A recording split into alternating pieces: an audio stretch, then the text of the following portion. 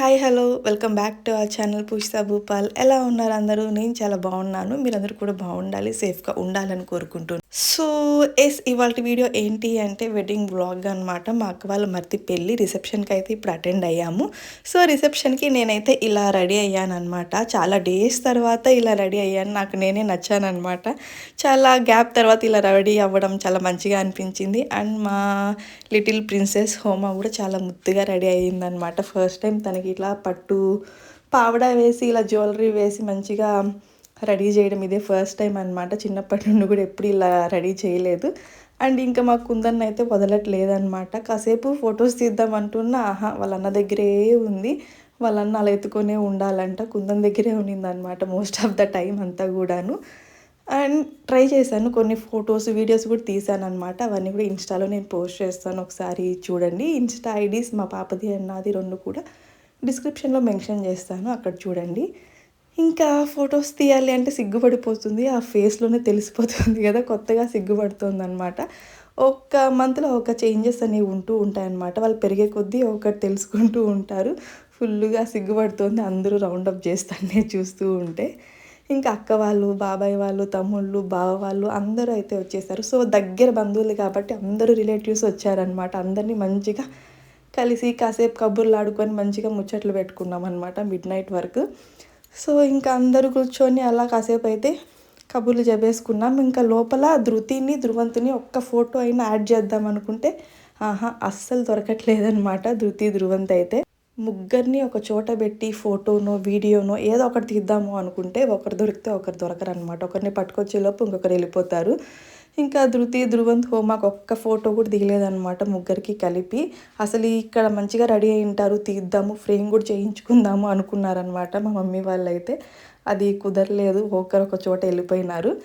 ఇంకా హోమ అయితే ఫుల్ ఎంజాయ్ చేస్తుంది ఫంక్షన్లో, మంచిగా ఆడుకుంటుంది. ఇంకా మా నాన్న వస్తే మా నాన్న దగ్గరికి వెళ్ళి ఆడుతుంది, తిరుగుతూనే ఉందన్నమాట. ఫుల్గా జనాలు ఉన్నారు, కొత్త ప్లేస్ డిఫరెంట్ ఉంది కదా, మంచిగా ఎంజాయ్ చేసింది టైం అంతా కూడా.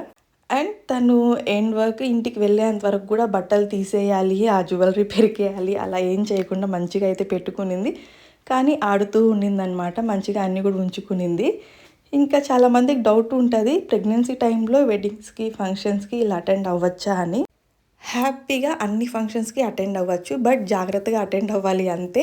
పెద్దవాళ్ళు ఎందుకు వద్దు అంటారంటే ఫంక్షన్స్ అంటేనే గ్యాదరింగ్స్, గుంపులు గుంపులు ఉంటారు, ఎక్కడైనా ఒకరినొకరు తగులుకుంటుంది అండ్ స్టమక్ తగులుతుందేమో, బేబీ బంప్కి ఏమైనా ఇబ్బంది అవుద్దేమో అని. ఇలా ఇంకొకటి ఆ ఫంక్షన్స్లో ఎక్కడ పడితే అక్కడ ఉంటాయి కదా, గజిబిజిగా ఉంటాయి, హడావిల్లో ఉంటారు, ఎక్కడైనా కింద పడతారేమో, జారుతుందేమో, అలా ఈ టెన్షన్స్ వల్ల అటెండ్ అవ్వకూడదు అని చెప్తారు. అంతకుమించి ఏం లేదనమాట. హ్యాపీగా మనం ఏ ఫంక్షన్స్కైనా అటెండ్ అవ్వచ్చు, బట్ జాగ్రత్తగా ఉండాలన్నమాట.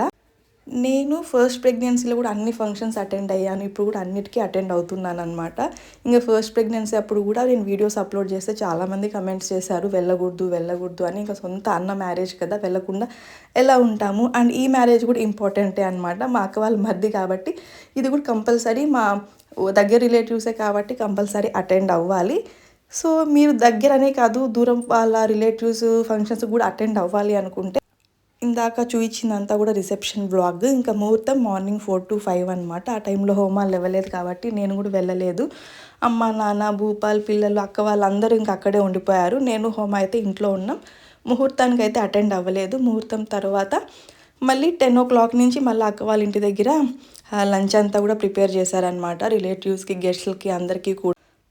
దట్టు ఆ రోజు సండే వచ్చింది, అదే రోజు అయిపోద్ది, పనిలో పని అవుతుందని ఆ రోజు సండేనే ఇంకా ఇలా అందరికీ కూడా లంచ్ అయితే ప్రిపేర్ చేసేసారనమాట. ఇంకా అందరూ అయితే తింటూ ఉన్నారు. ఇంకా ధృతి అక్క జ్యువెలరీ పెట్టమంటే ఇంకా తనకి జ్యువెలరీ సెట్ చేసి ఒక సేఫ్టీ పిన్ అయితే పెడుతున్నాను, ఎక్కడైనా కింద పడకుండా ఉండాలి అని. ఇంకా హోమ రాగానే వాళ్ళ అన్న ఐస్ క్రీమ్ తింటుంటే వాళ్ళ అన్న దగ్గర ఐస్ క్రీమ్ తింటుందన్నమాట. ఇద్దరు కూర్చొని అన్న చెల్లెలు మంచిగా ఐస్ క్రీమ్స్ తినేశారు. అన్నతో కూర్చొని బాగా ఐస్ క్రీమ్ తిని ఇంక వాళ్ళ అన్న కారు ఎత్తుకునింది అనమాట. ఈ కారు ఆటోమేటిక్ అండ్ మాన్యువల్గా రెండు కూడా మనము యూస్ చేయొచ్చు. హోమ ఫస్ట్ టైం చూస్తుంది, సో అందుకని ఇంకా చూడంగానే ఎక్కి కూర్చునేసింది అనమాట. రౌండ్స్ వేయాలి అని చెప్పి. ఇది అక్క వాళ్ళ మామ ఆన్లైన్లో పెట్టారు, అమెజాన్ అనుకుంటాను. సో, హోంవర్క్ కొత్తగా అనిపించడం వల్ల అసలు వదలలేదు. దాంట్లో ఆడుతూనే ఉన్నిందనమాట అక్కడ ఉన్నంత సేపు అంతా గూడాను. అది మనం మాన్యువల్‌గాను, ఆటోమేటిక్‌గా రిమోట్ కంట్రోల్ 2 ఉన్నాయన్నమాట. ఎలా కావాలంటే అలా.